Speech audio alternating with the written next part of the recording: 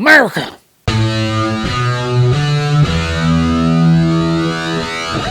Captain MERICA, the First Avenger. I'm sure this movie has the subtitle The First Avenger so other parts of the world can give a shit, and because it doesn't feature Big Mac, Bon Jovi, and MacGyver. Rest assured, if it did feature Big Mac, Bon Jovi, and MacGyver, it would have just been called Captain America, because that is how we roll. Now, I think a lot was riding on Captain America the First Avenger because, you know, it's the First Avenger. If this movie failed, the whole Avengers thing that they're going for would kind of feel like it was built on bricks of shit. So Captain America is the story of Steve Rogers, played by Chris Evans. And I gotta say, he is so absurdly skinny. I saw it in the trailers and I was really impressed in the trailers how he looked, but when you see it on screen, you're like, that's impossible. He looks like Chris Evans if he had AIDS and they superimposed his face on like Gollum's body. He looks absurdly sickly. And this is World War II, and there are two kinds of people in the world. Americans and Americans. Yeah, in the world.